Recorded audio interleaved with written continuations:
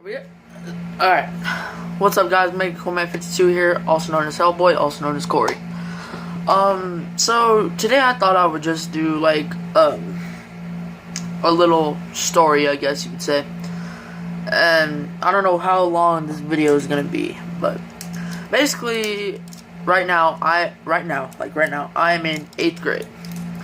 This started when I was in 4th, so it's been about 4 years.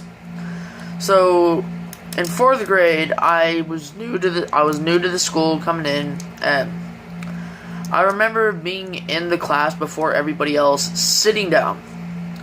And when everybody else gets in, the last person that's in is this girl. She was the most beautiful human being I have ever seen. I've never had any feeling like this before at the time, since I was only in 4th grade. But as soon as I saw her, something kicked.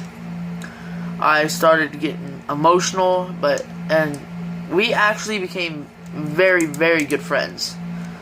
It was me, her, and her friend, and my friend at the time.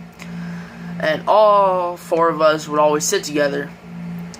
And, you know, we would always talk to each other. But her parents were, like, strict about her talking to boys and stuff. So we never really got to hang out after school because her parents picked her up. And she lived close enough to where she could walk home.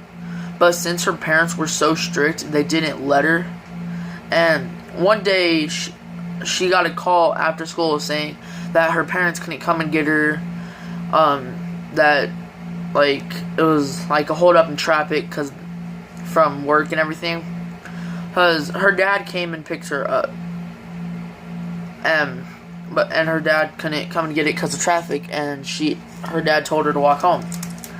I offered to walk her home, and the whole time home, it was just awesome. We talked the whole way there, and we were just having the best time, because it was the first time that I've ever been to her house and stuff. And her dad actually met me, a little bit down the road, and I wouldn't say that I don't think he hated me or anything. And I met her mom, and I was allowed to come over to her house. Me and her would hang out all the time after school. And during this time of in 4th grade, I had very, very deep feelings for her. And being at that age, I didn't know how to express myself and express my feelings towards her. So,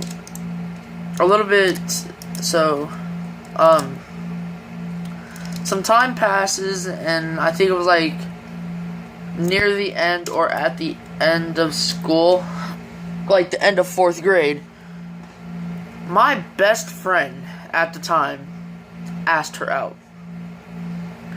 And I was there, and I remember it so vividly. He was like, and this is exactly what he said. Like, this, like, no joke, this is what he said. So, I was wondering if you would, and he's saying it exactly like that. She cuts him off in the middle and says, "I know what you're about to say, and yes." They didn't even talk to each other after that. Like, after that, they both went home. And over the summer, I didn't really have much contact with either one of them. And we get back during 5th grade. And I asked how things are going with him and her, and they broke up. So, oh, sorry, my back itches. She started to become, like, depressed, I think you would say. She came over to my house one day, and we were just talking, hanging out and stuff. And so it was like the second day of 5th grade. Second or third day of 5th grade. I did this the dumbest way possible, because I asked my friend, not the one that dated her before, but my new friend. I was like, yo, can you go ask her out for me? I'm like too scared to do it. He goes and asks her out, and she said yeah. I was like, so is that a yes? She was like, yep, and she walked away. So me and her now, we talk, and it's just me, her, and her friend. We sit together every day at lunch, and me knowing that she was depressed, I saw that she had scars from self-harm, and this is in 5th grade, so this is a very, very early stage for her to be doing this, but dealing with it then, it has helped me a lot now, because now when I see girls who self-harm and are depressed, I have experience with dealing with it, and I try to do my best to help.